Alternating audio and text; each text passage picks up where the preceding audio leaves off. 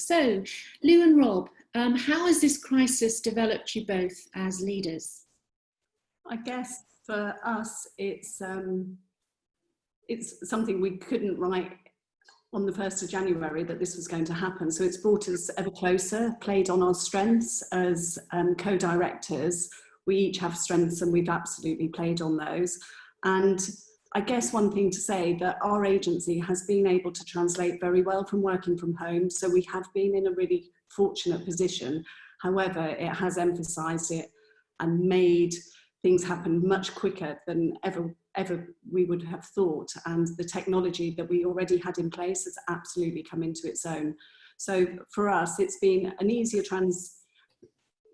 transition than most. However, we do also have the challenges. We've always had a culture of trust, and also a lot of the team were working from home, not all the time, but absolutely we always allowed for that working from home if they wanted to get the head down, if they had, deliveries, etc. So we've always had the culture of working from home, but this has definitely put it on a much faster track than we ever would have thought. Fantastic. Yeah, just to reflect what Lou said, I think our view of this whole situation, our view of this crisis is somewhat coloured by the fact that I think we've been quite fortunate. Thankfully, we haven't had a significant impact across our client base. We haven't got a huge amount of clients in sectors that have been particularly impacted, like travel and tourism. So I just wanted to make it sort of clear that our view is somewhat different from others that are probably going through a much harder time at the moment. But I think, we went from a situation where everything was business as usual to the entire agency working from home in the space of about a week. And I think that's brought some significant challenges. We as an agency have long been quite flexible with staff working from home on occasion, and having a certain amount of trust in our staff to get the job done, as it were. But obviously it's pushed all those sorts of traits to an extreme. So I found that we're having to be hyper vigilant, I think, about our staff's mental and physical well-being during this time. And we're having to put a lot of trust in them and them a lot of trust in us to sort of navigate us through this situation. One of the interesting things that's come out of this is, as a sort of creative digital marketing agency, you see a lot of similarities across our staff, and at times it feels quite homogenous in sort of culture and attitude. But we've got some people in the office who are absolutely desperate to come back to work, to come back to an office setting. And we've got some staff who are absolutely terrified about the idea of coming back to the office anytime this year even. And so trying to understand all those differing viewpoints, those different attitudes to risk, is something that we've found quite interesting during this time. I think also one of the traits that we've had to learn is to be more human and to understand each individual person's situation at home. Some people of the team have got children, so we've really been very flexible in terms of, because not only have they got children not being at school, but they've not got any support from grandparents or family to help them. So it's allowing the flexibility of the working hours to ensure that they can still do their job, but also very importantly look after their children, because that's an additional stress for their well-being as well. So having that flexibility and being approachable, that they can come with their own working arrangements almost to say, this is how I'm going to have to work. So I think Rob and I being more visible has been a trait of leadership, and more approachable as well, to look at solutions that we can still keep functioning, so almost business as usual as an agency, to ensure that our clients are still being delivered to, but importantly our staff are absolutely, their well-being is looked after as well. Fantastic.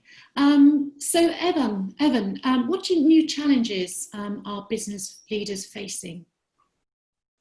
Yeah, no, I mean, I'd second a lot of what Rob and Lou have just said there. I think, there's obviously some immediate challenges about how we manage staff and how we support and empathise with a whole array of different individuals that are employed by our organisations and their contexts as well. I think more broadly, yeah, I think the challenges for business leaders are very contextual in themselves, and I think we should remember that. A leader in the NHS is facing quite different challenges to someone running a pub, or a PwC leader or executive is very different from someone working in a small tourism firm. And I think so. I think there's some contextual recognition we need to have even in these times. Having said that, there are some generic themes that run across all businesses operating in the economy in the UK and more widely. The high levels of uncertainty, and of course that's a big issue. There's higher risks. There's questions around how we understand health and take care of that, but also about business resilience as well. And I think we've got to, there's some difficult challenges there for a lot of businesses to understand. Operating in times of high government intervention is again another thing that we're not so used to in the UK. And I think again that's we've got to understand that more and operate within that in these times. So I think it spans. There's quite a lot of generic themes, more broader business themes around cash flow, productivity, supply chains. But I think coming back to this point that Rob and Lou have made around the people, I think that's the where we should really focus and make sure we're putting a lot of empathy into how we listen, how we understand, and how we respond as well. Yeah. Sorry, go on, Rob. I would say one of the key themes of this has been in communication with staff. So in the transition to working from home, we adopted Slack within the space of about 2 weeks. I think it's the quickest technology we've ever had to adopt, and that's certainly helping us keep in touch with staff. And obviously we're using Zoom all of the time. Before this crisis, we had Further Friday, which was last Friday of every month. We would go down to the pub after work and have a drink and socialize. And we're now doing that every Friday, which is really helping to add that sort of more social communication amongst team members. But the communication thing is, I think, really important, because we're finding it's really important to be as transparent as possible with people and to be honest with them, because we don't have all the answers. We don't know what's necessarily coming next, and we're having to react to the situation as it develops and government guidance as it's given.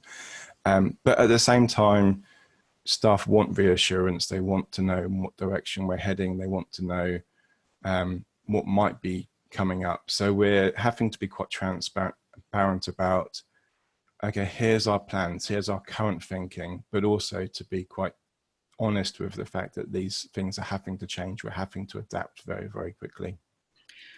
Rob, I've just had a very interesting question from Tom Wood. So I'll read this out, and you and Lou may like to answer this.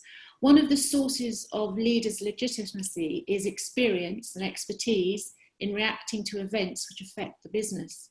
With COVID, your team probably figure out that you know as little about what's going on as they do. What challenges has that thrown up, and how did you deal with them? I think very good question. Yeah. It is. Just said that we've been really honest with the team. We do our research behind the doors. We have regular meetings to discuss when we should communicate with the team, even if there's no communication, because we don't know what the next step is. We've done a survey to the staff to find out, as Rob said, about how they feel about coming back to the office. And we've been really honest, saying that we've not lived through a pandemic before, so please bear with us. Please be honest with us. If you find that we're not communicating as much, if you need us to, or there are questions that you need to ask, we are really approachable and we are available, even though not face to face. So trying to be as honest as we can with them. There's been an awful lot of work done behind closed doors in terms of planning, keeping the team on board with as much as we know, and hopefully they've found that our honesty of not knowing everything is not too scary for them either, because we have to be seen as leading the ship, and we are absolutely leading the ship, but we just have, we're only as good as what the government will tell us next in terms of getting back to the office. We can only support them in the way that we know, and within our, we need to ensure that they are safe. So whereas people want to go back to the office, we don't feel that we're in a position that yet we can go back until we get a little bit more government guidelines, because, you know, at the moment the government is saying work from home if you can. Well, the team are being brilliant and they're successfully doing it. However, we do need to be also mindful of the people who are absolutely missing the office. So hopefully, Tom, that answers your question, that honesty and transparency for this and showing empathy is what we're doing. I think obviously there's you know, stuff with all sorts of different concerns, from the idea of being furloughed to, you know, what comes next. You know, broader questions than just what happens in the workplace. You know, what comes next for the country, etc. In the absence of always necessarily having the answers, which is obviously the ideal, I think it's really important that staff understand that there is a hand on the rudder, as it were. So we've been really clear with staff that Lou and I are having weekly catch-ups on what the impact is for us as a business, where do we go next, reviewing any guidance that's given. So I think making sure that you're reassuring staff that we're talking about this stuff, that we're not completely lost, or that we're not completely ignoring it, has been really, really important. And being quite transparent with the plans. So we've done a survey, as Lou mentioned, with our staff to get their views on going back into the office. And we're putting together draft plans that aren't going to come into effect immediately. They might be months down the line. But people know that we're working on these things. We're working on plans. We're working on contingencies. And that at least that conversation is happening. And also importantly, as Rob said, that we are planning for the future. We've done our first afternoon of 2021 planning. Who knows what that looks like, but in terms of being our strategic planning, it's really important that we still continue to do that alongside looking at the here and now. Fantastic. Thank you very much, Rob and Lou. I want to bring Diana in now. Diana, what do you think a good leadership looks like now? Well, just listening to the comments so far, what's really clear is that leaders are shouldering an awful lot of emotion. You know, we're dealing with that not only with our staff, but for ourselves as well. And I think one of the big challenges and the things that leaders have to get a grip on, and it sounds as if Lou is doing that, is just recognizing that takes a large amount of time and emotional energy. But particularly when we're dealing with such uncertainty, our teams are quite often looking to us for that vision and to fill in the bits that they don't have. So giving them those bits of information, giving them that support, and really taking the time to check in with them and notice as individuals where they are. And as we know, remotely, that is even more difficult than face-to-face and does require an awful lot of investment. So I think that's one thing that good leaders will be realising and recognising, that they need to invest a lot of time in that. They will also be, I think, having to put time aside for themselves to continue to think about what their vision is for their organisation and to communicate with that with their teams. Because when we're in crisis mode, we're very much focusing on the here and the now and how do I keep going. But I think, as we've heard, you know, there's that very strong desire for teams to know, where am I going? You know, so much seems uncertain now. Can you give me some steer? As I think somebody said, a hand on the rudder. Empathy is another word that I think has already come out. Recognizing these high levels of emotion that people are experiencing. The reason I became a coach was that I became very aware that people are our greatest resource, and so now it's more important than ever to look after that resource and look after it, nurture it, recognise what's going on for people. And yeah, that is a tall order. So Ivan, what would your answer be to this? Yeah, no, I agree. I agree with everything Diana said. In fact, I think it's a really important point that leaders don't, they've got to focus on their staff, and I think that's really, really important, and well-being running through that, and also bearing in mind that it takes a strain on the leaders themselves, and that they need to have support to cope and think through, because there's a lot of anxiety at the moment, and I think it's important to recognise. Yeah, I mean, in the research, you generally find a lot of these themes that we've talked about already. There's a need for clarity of decision making, being able to respond quickly. Adaptability is also a quite thing. So that agile sort of leadership. I think also trying to help people make sense of the new situation, the new realities that we're in. So the sort of collective decision making. And again, coming back to what Lou and Rob have been saying a lot about this, over communicating wherever you can, trying to fill in these gaps. I think that's really important. Quick learning, I think, is another thing, and it's recognizing that we can learn quickly in these times. So we generally find in the research that in times of high uncertainty, these sorts of traits, these sorts of behaviors are quite effective. I'd probably say that it's important to recognize that crises tend to go in stages.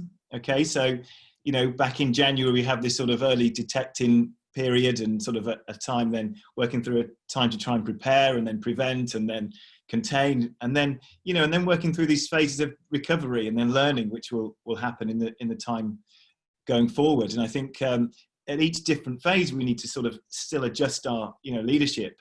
Leadership's a very situational concept. It's something that's you've got to match the behaviors and the traits tend to fit better in certain situations than others. And I think that means we need to adapt and adjust, but definitely give people the confidence and, reassurance that we're with them, we've got their back, and there's a lot of care involved with the followers of the people we are leading. Can I just come in there? One thing I found is that, and you're right, Ivan, of course, that things change and we have to adapt as leaders. And I think it's great that so many people are here today, because for me that says there's a recognition of just how important this is, and how we need to invest time as leaders to get headspace, which when we're going through difficult times can be, I've found, one of the hardest things. And people will leaders be spending more time concentrating on dealing with firefighting, and perhaps not allowing time for themselves to think through and have the headspace for these really important questions. I'd like to bring in a question actually that's just been asked, very relevant to this point. Anne-Marie Brand has asked, would the panel agree that companies that have invested in building a healthy culture before are doing much better in times of change than those that have not done so prior to the pandemic? I saw a chat message pop up at the bottom saying, though, how is this any different from before COVID-19? And I think that's kind of the same question in this sense. And I think the answer for that, for some leaders, is it isn't any different. And again, I think Lou and I we've only been in this post for 18 months in terms of leading the company, although we've been in the company for a long time, both of us over a decade. We feel fortunate that we've long thought that a culture of mutual respect between staff and the leadership is really important. Personal responsibility is really important. Communication is really important.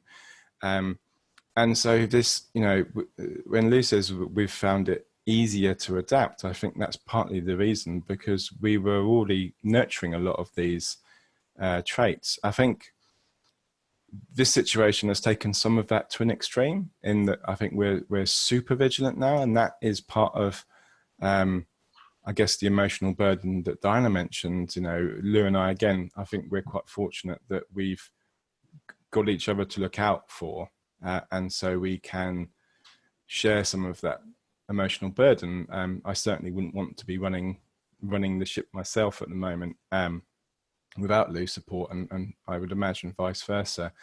There are lots of businesses that have a very different leadership style, that may or may not be better or worse objectively, but are struggling a lot more with this current situation.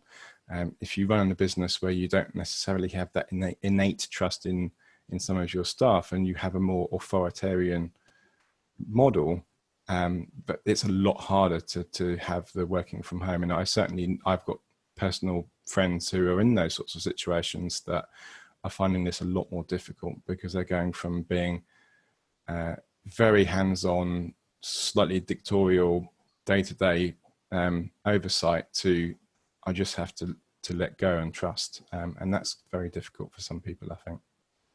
I think it takes on us to the next question, which is, Diana, would you like to answer first? What opportunities has this crisis given us to build better leadership? I think, just coming off the back of what was just being said there as well, that I think one of the things that it has shown us is that rapid change is possible. It's perhaps an opportunity for us to challenge thinking that we've held for a long time about things that are and are not possible.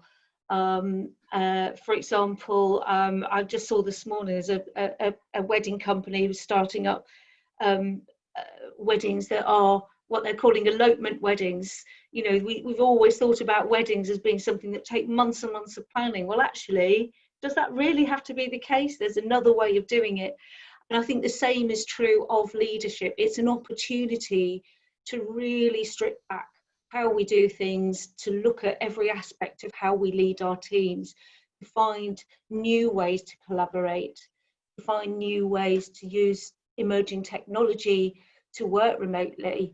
I think whilst I'm not obviously pretending that remote working is the answer for everybody, and there are lots of challenges associated with it, it also frees us up in many ways to be more geographically diverse, which is something I've felt very strongly about, being somebody who's chosen not to live in London.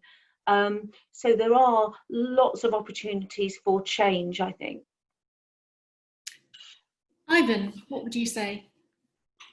Yeah, I'd agree. I think there's a lot of opportunities for rethinking leadership a little bit. I mean, I think, you know, it's an interesting question to ask, is how leadership is changing now. And I think, you know, our understanding of leadership and the practice of leadership does change, you know, as societies evolve and things. So I think questions around sustainable leadership are more on the table now. How can we plan for business resilience? How can we plan for, you know, a more agile sort of and responsive organisation? So I think there are questions there that we need to look at. And I do think there's a lot of learning that we can take place, you know, looking to the future, but I won't drift into that because I know that's your next question. But I think there's a lot of issues that we can reflect on now and start to think, you know, how can we do this better? The question about culture is an important one here, because I think culture it sort of makes possible how leadership sort of exists and you know, facilitates culture itself. So I think, you know, culture is a really important thing that organizations should be always thinking about. How can we build a set of values, a set of systems, customs, expectations where people can unite, but also where people can you know, have that freedom to adjust, but also where there's clear direction where people are going. So yeah. So as we look towards the future, what are the things that we have learned from the crisis that will redefine how we lead? So similar to the last question, but Diana, let me ask you that. Yes, I think one of the big learnings that has come out of this is that how interconnected we are on every level.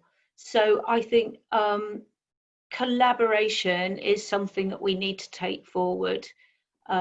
We can't think of ourselves as existing in little boxes anymore. Those days are gone. So I think that's an opportunity.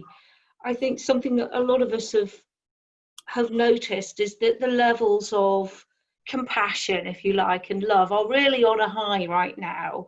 The experience of crises generally sees that those levels will fall off. So I think it comes back to that idea of having vision, and what I would hope is that we do learn from the things that we've been through, and that together we can build a vision for better leadership that is alert and aware to the sorts of challenges that we're all going to be facing in the future.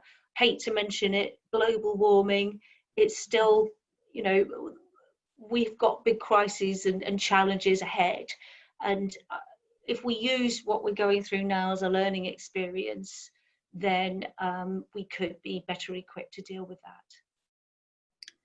Fantastic. Getting quite a few questions coming through, actually. This is an interesting one from Mary Jo Hill. What aspects of leadership have we lost already, or will we lose as a flip side of pivoting or opportunities? It's an interesting question.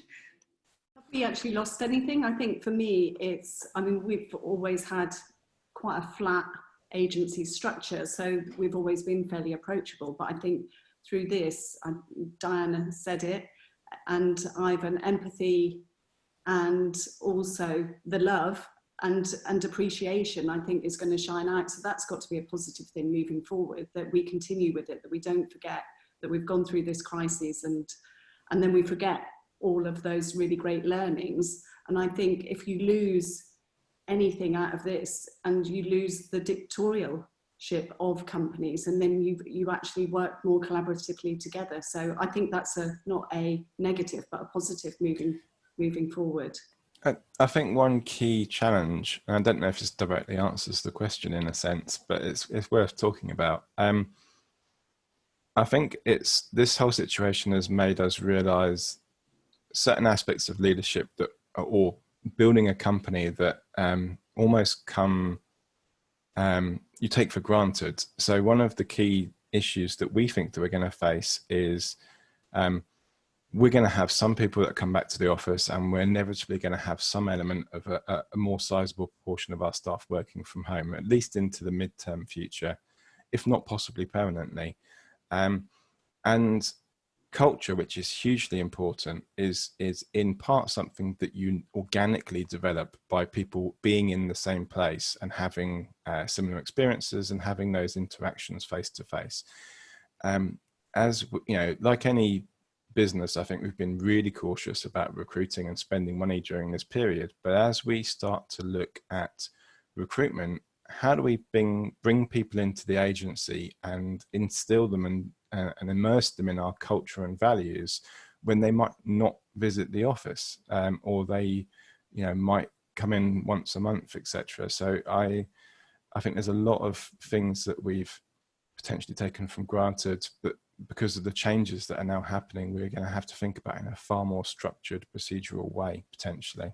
And how do we keep teams together, even though they're remote? Because people who don't want to come in the office, because for all sorts of reasons, we want them to feel included within the team and not feel alienated. So that's a big challenge that we're very aware of moving forward, that people feel still part of the team, even though remotely.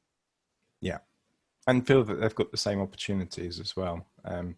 We've already had some discussions internally about how does it affect someone's progression through the business if their default position is to work from home, and does that put them at a disadvantage to someone who does want to come into the office every day?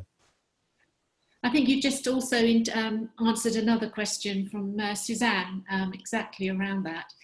So I just wanted to mention an interesting comment from Luella Schooley. So rechanging leadership. Unfortunately, those who are willing to talk about their leadership styles tend to be forward thinking in the first place. Not many dictatorial leaders want to discuss why it works for them and not their employees. Do you want to comment on that, Ivan? Yeah, I mean, yeah, I think it's a very interesting observation. I mean, obviously, at the moment, we're generally framing this discussion in very positive experience of leadership in many ways. But I think there are difficult challenges out there, and I think not all leaders will be able to adjust, and I think we'll find this time very hard.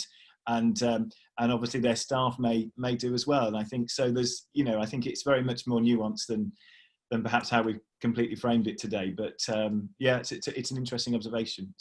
Yeah. Diana, would you like to comment on that? Yes, I'm thinking about certain world leaders who we have at the moment who are showing anything but empathetic leadership. And I think you've got these two currents running at the moment. And but I was really interested and pleased to hear Sadiq Khan talking last week about everything that's been going on with Black Lives Matter, and all the emotions running very high. And his stance was not to condemn, but say I lead with empathy and understanding. And I think that's where I hope that we can move to. But yes, of course, there will always be that other current running at the same time. Excellent. We have. Sorry, I thought someone else wanted to answer that.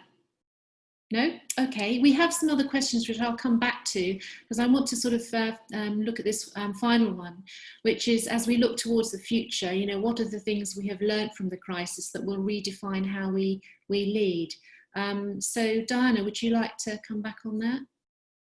Yes, I think it's really wrapping up things that we've already touched on. I think that it's that we've talked about collaboration, we've talked about that chance to rebuild and think about what matters, to realise that we're operating in a global connected environment. And I come back to the huge responsibility I think that is on leaders to get it right at this moment, when we will be looking back in decades and maybe even centuries to come and looking at how leaders have behaved at this time, and whether or not we managed to steer our teams, our individuals through these very difficult waters. Excellent. What about any others? I think it's an interesting point, Diane. I think even at the organisational level as well, in the months and years ahead, these will be stories that we tell. It's going to form part of the culture going forward for many organisations, what happened during the times of COVID. And I think that's, for leaders to be self-aware, to be reflective and start thinking, what are the decisions that we're going to look back on in 2, 3, 5 years time? And, what's that going to look and feel like then? I think that's it's useful exercise to do with others as well, to not feel the burden that it's one individual leading. And we should see leadership very much dispersed throughout organizations. It's a joint venture leadership. It's most effective when it's a joint venture, and I think that's so I think it's a really important point.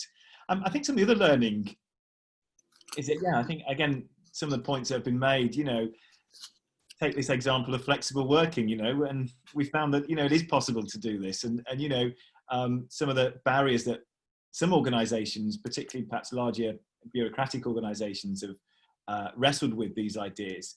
We've shown that actually it's possible, and actually there's opportunities as well as challenges that were perhaps not known. Opportunities that, I know from chatting to some businesses that people are looking at productivity gains, that actually saving 2 hours on your way to work and 2 hours on your way home, and giving people more space and flexibility at home, people can actually get a lot done. At the same time, there's real issues psychologically around well-being, around isolation, around care, and I think we've got to be very mindful of those issues as we move forward.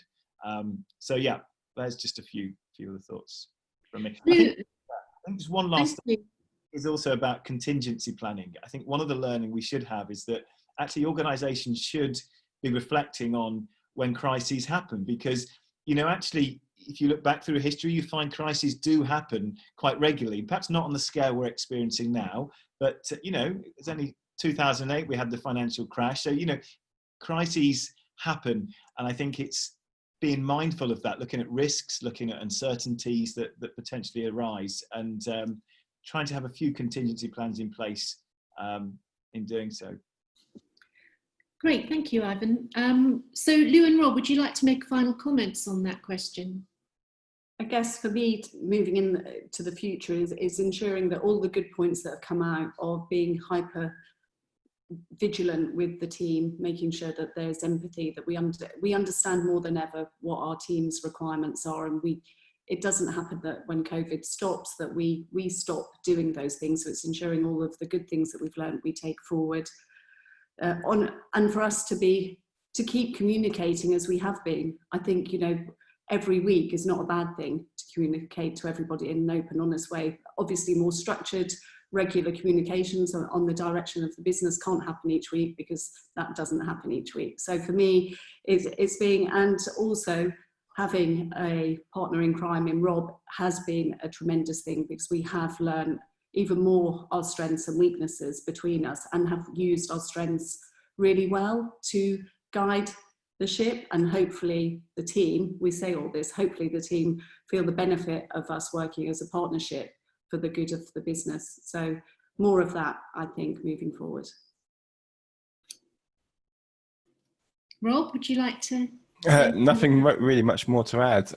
Just on what Lou was saying, I think as a leader, giving yourself a little bit of the benefit of the doubt. I don't think there is one right or necessarily one wrong way of handling this crisis. But I've, you know, again, Lou and I are quite uniquely, or not uniquely fortunate, but we're fortunate in that we have a really strong, you know, we've worked with each other for a very long time. We're very much aware of each other's strengths and weaknesses, so we can become this sort of combined force who uses the strengths of each of us. But most importantly, I think support each other, to keep an eye on each other, and to say, you know, Lou was saying to me the other day, Rob, you need to take a day off. You know, you need to take a break from this. And I think if you're a leader who doesn't have that within the business, I think reaching out to find that support from elsewhere is really, really important. Excellent. Just to say that we've come to the end of the discussion, and if you've got any questions, you know, ask them now. We've got time for some Q&A. I'd just like to put this one forward from Andrew Brand, another one from Anne-Marie. So leaders have the opportunity to redefine their priority model. What priorities have you changed, if anything, during this time? I think some of this has been answered, but do you want to comment on that, Lou? I guess selfishly for me, my priority is still having a little bit of self-care. So ensuring that I run first thing in the morning, whatever the weather, to get a clear head to start the day. And the priority has got to be the team, and ensuring, you know, without the team, we have no business model. And another thing that I have to be very grateful is all the partnerships we've got, whether they're leaders or agency partners. So to continue to strike the balance of team, selfishly myself, and also the partners that we've got is having really strong relationships and pushing those forward. I think it's fair to say that Lou has also spent a lot of time during this crisis communicating with clients and building on the relationships, especially with some of our key clients. And that's been everything from sort of work related to catch-ups to having sort of virtual wine evenings. And it does make you realize that relationships and communication are some of the key things. And so we need to deprioritize some of the pies that you like to have your fingers in as a leader that you don't actually need to be too involved in. So letting the team do their job and you know, to not try and spread ourselves too thin. It's really helped us to focus on what are the things we absolutely need to be involved in as leaders of the business, and what can we entirely trust other people to handle and look after, so that we don't become just a mess of emotions and overburdened, you know, and you can't actually focus on the stuff that's really important. Excellent. I've got a question here from Darren Leader. In regards to future opportunities for new team employees, what advice can the panel offer to this year's university graduates? Diana, would you like to take that? Yes, I think it's a really challenging time for new graduates, looking at so much uncertainty I would say, first of all, try and keep thinking of the longer term. Things will shake down. Perhaps take a fresh look at your aspirations. It may be that there are new career paths opening up that you would never have considered before, new opportunities. So I think being just alive and open to possibilities and opportunities that you might not have thought about is a good thing. I think keep connected with other people. It's very easy, I think, to feel isolated and get very demotivated if you're struggling to find that first opportunity. But I think that employers, when they're looking at new graduates, will look at how they've used this time. How have they responded to these challenges? You know, can you demonstrate that you are somebody who makes the best of every situation, however difficult that might be? So I think there are all sorts of opportunities for new graduates to do that, even if they can't quite land their dream career right now. Can I ask Ivan to answer that with his regards to working in the university? It's hard, and I really empathise with the students that are graduating, you know, and it's obviously, you know, so it's a difficult time to be graduating at the moment to some extent, but there are still opportunities out there. And so, you know, keep exploring, as Diana said, there are new things, and be open to new opportunities. And I think that can lead you in new directions that you may not be considered. And of course, there's some good universities locally that offer master's degrees as well, but Absolutely. Lou and Rob, do you want to chip in there? Yeah, I think it is tough times. I think, you know, the vast majority of businesses out there are looking internally, and I don't think there's an FD, a financial director anywhere in the world who isn't saying right now, keep the money in the business, don't spend, be cautious, and that goes to recruitment as well as everything else. And I would echo what Diana said. When we are recruiting, graduates who have shown more than a passing interest in getting into our particular industry stand out head and shoulders above everyone else. You know, people who can demonstrate that they've self-taught themselves things, that they've got involved in related projects, etc. I know that's stereotypical advice for new graduates is, go out of your way to demonstrate to a potential employer that you are passionate about that industry. And that's a trite thing to say, but at the same time, as an employer, it's still very, very uncommon that an applicant will have done those things. And so it can feel like, you know, what's the point, because everyone's doing that, but actually that's not the case. It's still very easy if you put the effort into to have a competitive advantage with a potential employer. Fantastic. Lou, do you want to? I think I echo that. Something. Somebody who's graduating or has graduated joins us on the 6th of July, and that's because they came forward and demonstrated their passion for digital marketing and came and spent 2 or 3 weeks with us for free in the summer and absolutely excelled themselves. So we are getting one of those graduates on, which I'm very proud that we've been able to continue to do so, and they start on the 6th of July, which will be an interesting onboarding remotely. Yeah. So we are sort of coming to the end now, but I have a very interesting question at the end here from James Goffin. He says, change has been driven by external factors. When those factors drop away, do the changes? Diana, you answer that. Well, that is very broad, but I think I touched on this earlier, that one thing that does tend to happen in crisis is well documented, that we see this huge level of compassion and love and community spirit. And if history is anything to go by, that will fall away, which is, one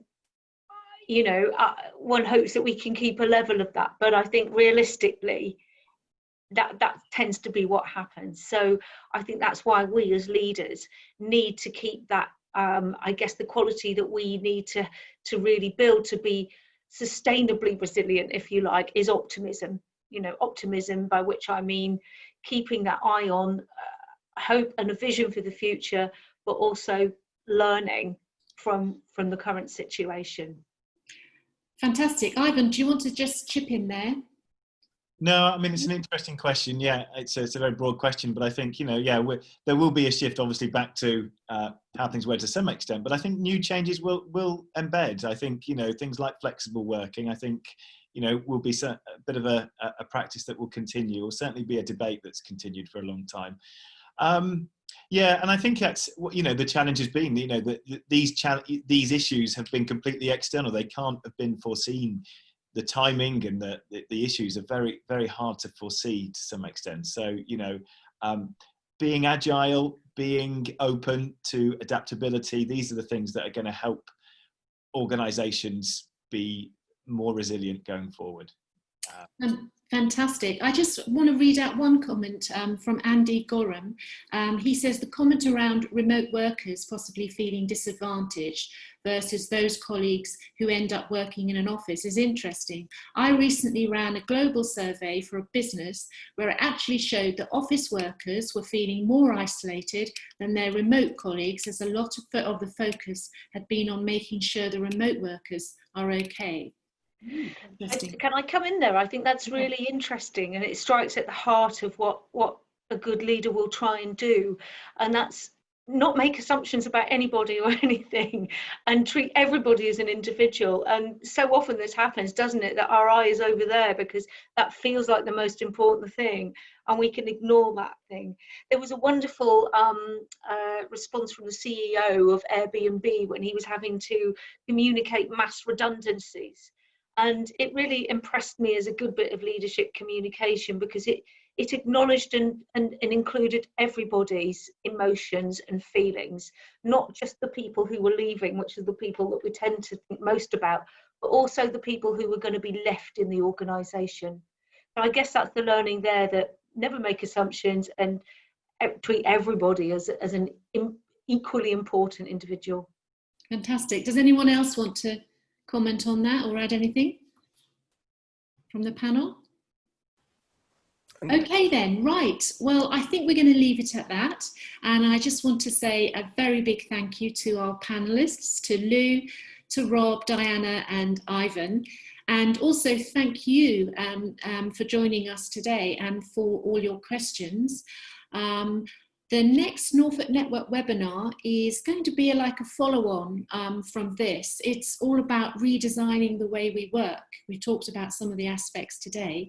Well, we're going to be looking into that in more depth, and I'm going to be joined by Rachel Shepherd, who's the Operations Director at Foolproof, Lizzie Benton, who's the founder of Liberty Mind UK, and Dr. Helen Fritzu, Senior Associate from the Norwich Business School at UEA. So there's actually full information on that on our website, norfolknetwork.com. And in the meantime, if you'd like to find out more about the Norfolk Network, then please do email me on lucy.marks@norfolknetwork.com. So thank you for joining, and I hope you've enjoyed it. And please join us again if you can in 2 weeks' time for the next webinar. Thank you very much. Bye for now. Bye.